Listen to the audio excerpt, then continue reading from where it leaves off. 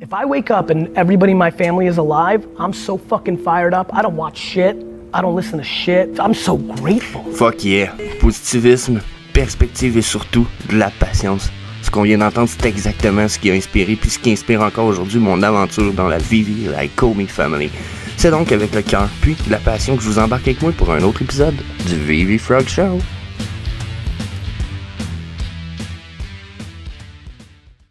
Hey, salut la gang, j'espère que vous allez bien. Donc c'est Jess, The Harvesting Frog pour notre épisode 115 du Vivi Frog Show. Votre épisode à tous les jours, 5 jours semaine, où ce qu'on regarde les burns, les mouvements du prix de notre market cap de nos collectibles, on regarde les opportunités, on fait un survol de la charte du Bitcoin, les news, etc. Donc, vous voulez pas manquer ça, je vous invite bien entendu à faire le smash sur le subscribe button, le petit clic la notification pour flatter, pas ça pour tout, la clochette, c'est pas pour ça, c'est pour avoir les notifications à chaque fois qu'on poste une vidéo. So, yeah, that's it. So, on va aller au disclaimer time. Donc, n'oubliez pas, on ne fournit aucun conseil personnel financier ou d'investissement. Tout le contenu que vous allez entendre ici est simplement à des fins de divertissement. Vous devez absolument faire vos propres recherches et vous devez absolument consulter un expert financier avant d'investir. Merci. Donc, first of all, je commence par de quoi d'un peu nouveau, mais je pense que c'est important parce que je me suis rendu au Comic Con en fin de semaine, puis je me suis rendu compte que ça a tombé un peu vaguement sur le sujet, puis j'étais même pas certain en fait que beaucoup de monde le savait, parce que beaucoup de gens étaient comme « Oh, c'est nouveau, ça vient de tomber ». Maintenant, la gang est interdit d'acheter des gems hors application, là, ok? Donc, les gems peuvent juste être achetés via le web app ou à le phone application, donc le Vivi app sur vos téléphones. N'achetez plus des gems ailleurs, même pour ce qui est de vos collectibles sur le market. Arrangez-vous pour si vous vendez hors app, arrangez-vous pour faire des transactions legit dans l'app. Pour ça, à la limite, mettez peut-être plus de gems que supposé, puis dites à la personne de faire d'aller l'acheter, puis payer pour la différence de prix, pour pas le mettre peut-être sur le floor price, pour pas qu'il se fasse sniper par quelqu'un d'autre ou quoi que ce soit, mais essayez d'éviter ça, bien important. So, yeah, that's it. C'est maintenant dans la section 13 des termes et conditions. Donc, yeah, checkez ça. Donc, Leo Me Burn, la gang, je vous avoue, là, ça va vite. Début de la semaine passée, on a franchi 62, 63 milliards, je pense. À toutes les semaines, on a 1 milliard de plus en burn. Là, on est à 63 milliards 730 millions de burn de fait. Ça nous ramène à 214 sur la réserve. On était à 217 et pas donc. Je vous dis, ça clenche les burns. Let's go. Tous ceux qui jouent au Homie Game, qui achètent des Homies, qui sont encore là de toute façon, fuck yeah. C'est des fucking warriors. Gros merci. Allez faire un tour sur le Frog Shop. Peut-être je pourrais refaire un survol rapide. Donc en plus, ça a l'air que j'avais oublié, mais il reste 3 jours pour avoir un rabais de 15% sur toutes les marchandises. Regardez, il y a du Homie Stuff. Dernier modèle, c'est celui-là. So, allez voir ça. That's it. Peace. N'oubliez pas, 100% des profits burn du Homie. Oh yeah. Ensuite, encore une fois, petite chose quand même importante, n'oubliez pas pour le KYC, c'est ce qui est nécessaire ici. Il accepte pas les screenshots, les bills de téléphone, les medical bills, les reçus d'achat ou les trucs d'assurance. Donc, vérifiez tout ça. Ça, c'est ce qui est accepté. Donc, checkez ça. KYC s'en vient. Ça va vous permettre de cash out. So, il y a aussi une histoire selon laquelle que là, maintenant, si vous n'avez pas le fait KYC, vous avez 500$ maximum par jour que vous pouvez mettre dans Vivi par la web app ou par la web app qui se trouve être le maximum. Sinon, avec Apple et Google, c'était respectivement 250 et 350, je crois. Donc, yeah, checkez ça. Encore une fois. On a des bonnes news, pour vrai, les bonnes news continuent. So, yeah. Donc, on va y aller pour le flash du Bitcoin très rapide. Pour ceux qui ont suivi le Homie Frog Show, vous allez savoir un peu mieux de quoi je parle. Pour ceux qui ne l'ont pas suivi ou qui ne suivent pas tous les jours, je vous invite d'aller voir ça. That's it. Donc, qu'est-ce que vous voyez ici? On avait l'équivalent d'un Reversed Bear Flag ou un Pennant, ou appelez ça un peu comme vous voulez. Mais généralement, ce qu'on voit avec ça, c'est qu'un crash vers le bas. Là, il y en a qui vont dire, Jess, t'es en train de te planter, check, il fait un crash vers le haut. Non, j'en ai parlé la semaine passée. Quand on voit ce genre de pennant-là, généralement, ce qui arrive, c'est de ça. C'est qu'on va avoir un crash vers le haut avant d'avoir notre gros crash vers le bas. Puis on consolide même sur une partie du flag d'habitude. Puis, généralement, ce qui se passe par la suite, c'est qu'on crash. Je vous dirais même que on en a la preuve. Donne un petit peu avec l'ancien pennant, ça sera pas long. Donc, celui qui est ici, vous voyez, c'est direct ça qu'on a fait. Regardez, puis regardez, là, on flash. On consolide. Il y a même eu un deuxième flash avant qu'on ait un crash. Donc, flash, consolidation. On va peut-être même avoir un flash qui va peut-être même nous ramener au pivot ici. Pour après avoir un flash dans le crash down qui pourrait nous ramener dans les zones quand même très basses. Si on regarde le 0 de 0,618 qui est ton support 2 sur son point de pivot, on s'en va à 14 000 pour le Bitcoin. Donc, sur le multi-time frame de Stochastic RSI, on voit que la multi-time frame, la plus longue time frame, elle pointe quand même clairement vers le haut, malgré le fait qu'elle n'a pas touché son bottom la dernière fois. Donc, est-ce qu'on va retourner sur le bottom ou au contraire, là, on s'en va vers le top avant un bottom? Personnellement, la manière je regarde ça ici, d'après moi, on va avoir un crash. Ça se peut qu'on remonte tout ça vers le haut. Justement, je parlais de retourner au point de pivot là, avant qu'on ait un recrash important d'après ce que je vois ici sur le daily. Si je m'en vais tout ça sur le 4 heures, sur le 4 heures, vous voyez, ça fait déjà quand même une coupe de 4 heures qu'on gosse en bas ici. Donc, le crash n'est pas terminé. C'est probable qu'on ait une remontée uptrend avant de terminer ce crash-là avec la time frame plus longue ici, vu mon stochastique. Mais pour l'instant, regardez là, comment on traîne en bas depuis longtemps. Donc, j'ai quasiment peur qu'on continue comme ça sur une downtrend directe. Mais en même temps, ça reste à voir. Donc, là-dessus, là, on a même traversé le point de pivot central. Donc, je peux pas confirmer nécessairement une downtrend drastique. Parce que je nous verrais très bien consolider, là, comme là en ce moment on a l'air de consolider un petit peu. Donc, à voir ce qui va se passer. Je voudrais aller voir les time frames plus courtes, puis je veux pas me lancer pour notre flash du Bitcoin. Donc, si je rouvre le EMA, puis que je ferme les points de pivot, en fait, c'est ce qui est en train de se passer, c'est qu'on a un crash de nos EMA. Ici, vous voyez le EMA 89 et 55 qui sont en train de se faire traverser de façon drastique. On a eu une cassure de nos anciens EMA qui sont le 8, 13, 21. Donc, on voit que tout est en train de retraverser. Probablement que ceux-ci vont retourner en dessous de mes EMA 55, 89, 100. Si c'est le cas, bearish, je nous vois être bearish, mais probablement un petit rebond ici avant de retourner dans le bearish sentiment. On n'a même pas flashé le EMA 200, donc pour moi, on est bearish. So, yeah, that's it. Donc, le market cap de nos 3D collectibles. First of all, fuck yeah. On reste dans ma trendline. Peut-être qu'elle pourrait être mieux placée. À chaque fois que je la regarde, j'ai envie de la garder, mais à tous les fois que je la regarde, j'ai tout le temps envie d'en rajouter une.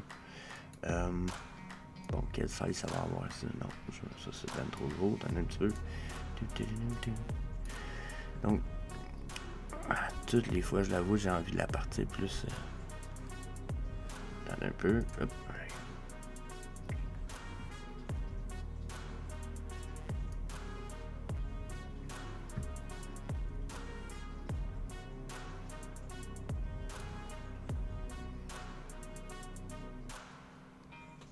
Ça me paraît plus juste.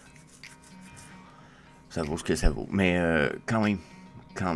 Vous voyez à quel point on retourne dans notre trendline. Puis là, on vient d'aller voir le Bitcoin pour ceux qui connaissent même le Homie Frog Show, que je regarde le Bitcoin pas mal plus en profondeur, le Homie, etc. C'est le Bitcoin, il chute, là. On va avoir une chute, là. D'après moi, là-dedans, on va avoir une chute parce qu'il y en a qui vont vouloir probablement cash out. Je vous dirais même que là, c'était quoi? C'est les 2 premières de juillet, les semaines de la construction. Fait que généralement, les vacances sont sur le bord d'être finies cette semaine, en gros max. Il y en a qui vont en avoir en août un petit peu. Mais, tu sais, d'après moi, là, on pourrait avoir un crash du Bitcoin avant que tout ça soit prêt à remonter. Si on a tout ça, on risque d'avoir peut-être même de la vente ici. Puis après, ce qui va être à suivre pour le Bitcoin, ça va être soit une remontée, soit une consolidation, soit un crash, bien entendu. Mais je pense à une consolidation à partir du 14 000, retourner probablement dans les 20 000. Mais je pense à une consolidation pour peut-être même tout le temps de la récession qui va peut-être même se produire en 2023. Donc, je nous verrais avoir un market cap quand même de plus en plus qui s'aplanit tranquillement. Je sais pas si vous comprenez, regardez, non, on est downtrend. Là, tranquillement, je nous verrais très bien commencer à faire du... Puis là, je vais les effacer plus tard, là, mais... Regardez comment... Drette ça ici, là. Ça, ici, ça pourrait commencer à être notre futur, genre... tendance. Dans la mesure que dans le futur, on pourrait développer une tendance plus stable, un petit peu, peut-être pas aussi narrow, mais je veux dire éventuellement, je pense que ça serait possible qu'on développe une tendance beaucoup plus horizontale, je dirais, dans notre market cap. Donc, à vérifier pour tout ça. Je pense que, bien entendu, il y a des chances qu'on soit toujours sur une légère remontée aussi, parce que, bon, à chaque fois qu'il y a des collectibles qui se rajoutent sur notre market cap, on est, ça l'aide, mais à le faire remonter, bien sûr. Mais quand même, je nous vois nous aller beaucoup plus en flat qu'en downtrend. De toute façon, ça, c'est très représentatif d'un bear market. So, yeah, that's it. Ça, c'était notre market cap, notre collectible. On va aller voir les movement price, justement. Puis après, on va discuter rapidement de je pense qu'on va discuter rapidement d'une petite chose qui s'est passée au Comic Con. Je vais regarder ça, je pense que ça va peut-être être trop long. Donc, checker, bon, hein, une petite photo du Comic Con, justement, parce que non, je prendrai pas le temps de discuter ce que je venais de dire, ça serait fucking trop long. Mais on est allé au Comic Con, on s'est rejoint là-bas, petit meet-up pour des Québécois.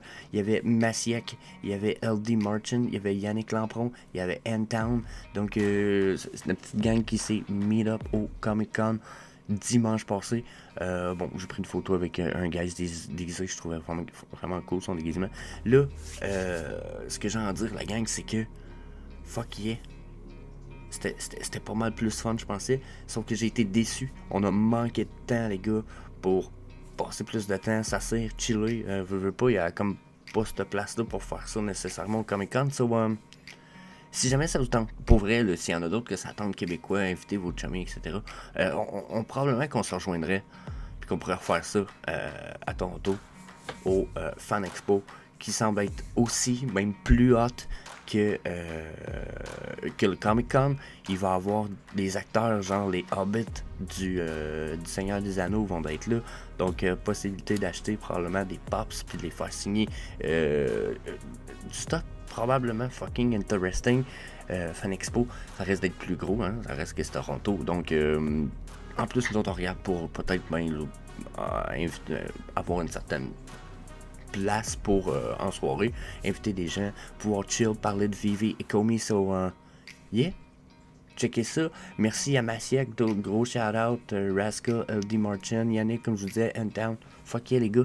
Faut faire ça. C'était nice, mais on n'a pas eu le temps assez ensemble. On s'est tous pitchés dans l'event. On est allé se promener. So, yeah, that's it. Donc, les 3D collectibles, quand que, bon, je te allé voir ça, on semble très stable dans notre market. Regardez ça rapidement, là, on a du 15,91% de movement price en bas de page 1 pour ce qui est de notre rising price en ce moment. Puis, quand je vais en descente, à matin, en tout cas, on était encore dans le, regardez, 15,44% ici dans notre pourcentage de mouvement de prix en bas de page 1 de My NFT Tracker, qui est à jour en matin, ok? Donc, il y a des pièces peut-être un peu moins à jour, je pense que celle-là, celle-là date de hier à 6h20. Mais regardez, 42 minutes, 54 minutes, 31 minutes, donc le site est à jour en matin. Là, ce que ça me dit, on a un mouvement quand même stable de nos collectibles. On n'a pas une rise probablement parce que de toute façon, on n'a pas de drop. Donc, no drop, no everything about that. Seems pretty good. À start, est-ce qu'on a des belles opportunités dans nos drops de prix? Déjà, checké, on a comme une coupe de all-time low. Ce qui me dit justement que ça fit un peu avec ce qu'on voit ici, c'est qu'on a quand même redescendu. Là, je pense qu'on était à 348 la semaine passée, vendredi. Genre à 339 peut-être. Donc je vois pas bien les dates là, mais j'ai l'impression qu'on a perdu encore. Donc là, ça serait un peu représentatif de ce qu'on voit ici. Certaines qui seraient tombées sur le all-time low. Ceux-là ici, là, c'est des belles pièces, mais si vous voulez juste avoir une pièce, je pense qu'il y en a des versions moins chères qui viennent pas, exemple, de l'Italie. Fait que le mint, il va être pas mal moins. Mais si vous voulez des belles pièces, là, wow, je dois avouer que Jurassic Dominion, UCY Italie, là, les mines de ça sont tellement bas que ça pourrait être une édition intéressante. Puis c'est quelque chose qui s'est déjà vu dans le monde, exemple des cartes ou etc. C'est que une édition d'une carte qui a été faite en différents modèles, mais c'est la même carte, la même pièce, le même truc. Mais il y a un modèle qui est un peu différent, vaut quand même plus cher parce qu'il y en a moins, ou parce que si, ou parce que ça, parce que c'est une édition qui était supposée être spéciale, puis finalement était comme les autres, ou je sais pas si vous comprenez, genre des niaiseries un peu. On va revoir, c'est des comportements humains, ça là. C'est pas genre, ah oui, mais c'est pas individuel au timbre, aux cartes Magic, aux Pokémon. Non. C'est individuel, puis au comportement humain. C'est des comportements qu'on va revoir, ok? Donc, tant qu'à moi, il y a probablement des belles opportunités dans des choses comme celle-ci. Alligator Noki Animated 54. Wow, ça me semble fucking low.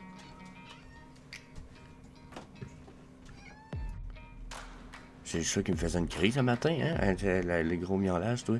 Donc, ensuite, on disait quoi? On disait Zombie Captain America, ça reste une des plus belles pieces d'Halloween qu'on a. Genre, c'est la seule creepy. Le zombie Spider-Man, il fait pas zombie 2 hosties de minutes. Fait que, low mint de ça.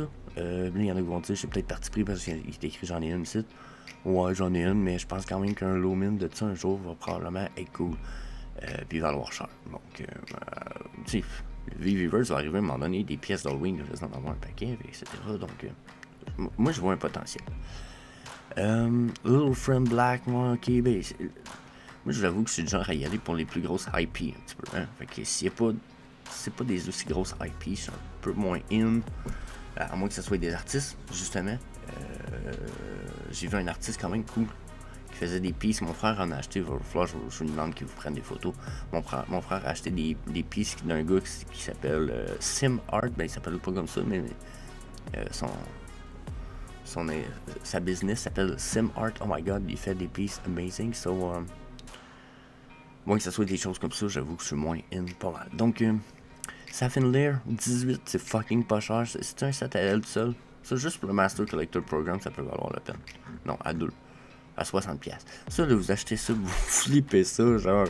comme là, ça, c'est tellement beau, tu t'achètes l'autre, tu reflippes ça, tu trouves un low min, tu le reflippes tout de suite, là, juste pour pas perdre d'argent, ça va donner des points pour le Master Collector Program. Moi, je pense que ça peut worth as fuck. 24, le Torch, pas cher. 109, Harriet Tubman. Ça, là, c'est des pièces qui vont monter dans les 1000$ minimum chaque dans le futur. Donc, vous voulez x10 dans des investissements? Allez dans le fucking Givenchy. En plus, c'est déjà dit qu'ils vont avoir des utilités dans le V-Viverse. Le V-Viverse, il y en a qui vont dire, oh, mais Jess, avant un an ou deux. Who cares? Le prochain Bull Run est juste en 2024. Avant que le monde de la crypto aille vraiment une belle rise, puis qu'on entende parler en fourrette, d'après moi, on parle aussi de 2024 à cause de la récession.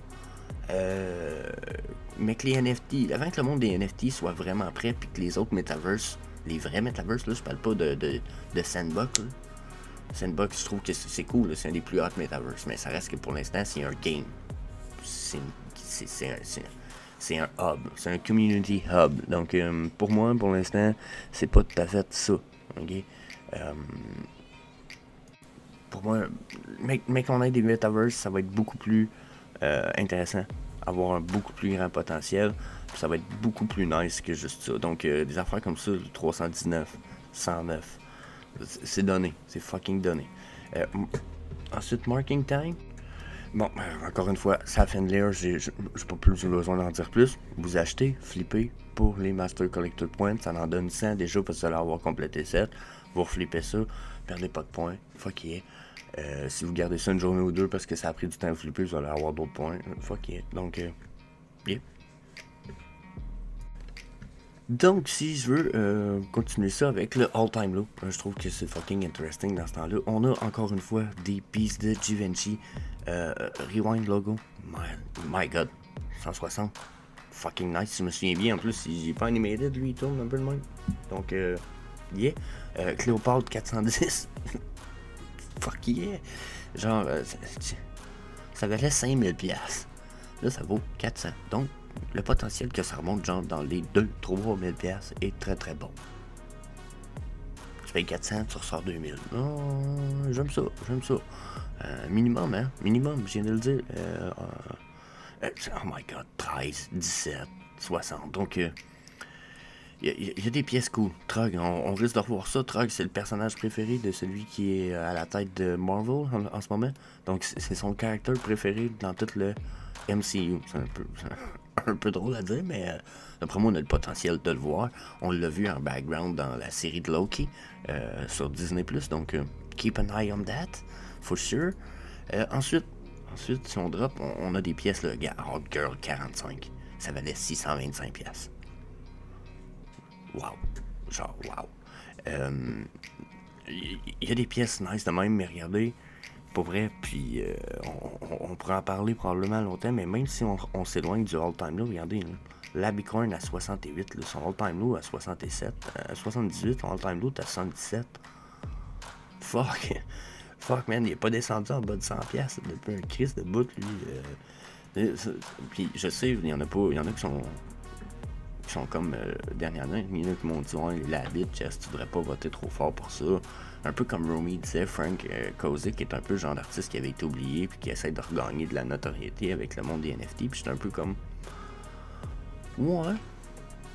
Je comprends je comprends le terme, mais je trouve quand même que les Labbits sont fucking cool. Puis le Labicorn, c'est. Puis c'est ça, là, c'est le genre de collectible qui a eu de la misère à tomber sous les 100 gemmes, là, malgré le beer market. C'est ça. C'est une méchante bonne pièce à avoir, ça, pour de vrai. C'est le seul Habit Animated. So, le seul qui a l'air d'une fille aussi. Je vous avoue en plus que ça allait amener tellement justement de la gente féminine sur l'application, les Labicorn, que je vois un potentiel là, à 78 là, de remonter très très haut dans le futur. Pour de ça, on avait lightsaber. Les lightsabers sont selon moi undervalued, so yeah, keep an eye on that, that's for sure. Les black and white Batman, je sais pas. Bubble 2000, pas cher, mais les Pride de Givenchy. De toute façon, hein, encore une fois. Le Pixar, même affaire pour Pixar puis Disney, hein, ils l'ont pas dit, ils ont pas dit que dans le Viviverse ou quoi on aurait des utilities, mais je vois pas pourquoi eux autres en mettraient pas quand Rewind puis Givenchy vont en mettre. T'sais, ça serait presque une honte un jour que le Viviverse arrive que Disney puis Pixar soient comme ah non, nous on met pas d'utilité avec nos NFT. Puis peut-être Givenchy, que tout le monde se mette à en avoir et en mettre. Fait que, ouais, non, ça pourrait fucking sérieusement changer la game. So, yeah, that's it en fait. On va laisser ça là-dessus pour ce matin. N'oubliez pas de faire un smash sur le subscribe button. Je vous invite également à me laisser savoir si, exemple, vous êtes le genre de personne qui aimerait ça, venez faire un petit tour avec nous autres au Fan Expo, qui est l'équivalent d'un Comic Con, mais un peu plus gros à Toronto pour le mois d'août prochain. So, si vous êtes intéressé, laissez-moi savoir dans les commentaires. Je sais que hier, il y a eu genre 2-3 personnes qui ont laissé des commentaires un peu comme dans la journée dans la nuit d'avant-hier ou quoi que ce soit, puis on n'a pas eu l'occasion de se rencontrer pour le Comic Con à Montréal. J'ai même ma cousine qui m'a dit « Je peux-tu venir vous rejoindre? » J'étais déjà parti. Donc, dans les commentaires, si bas, laissez-moi savoir, ça pourrait être fucking interesting. Pour l'instant, on est probablement, moi et mon frère, à y aller au minimum, probablement d'autres gens, donc on a une belle gang en fait au Québec. Encore un shout-out à Massiek, puis c'est chum, LD, Yann, etc. N-Town. So, yeah, that's it. Checkez ça la gang, so, peace.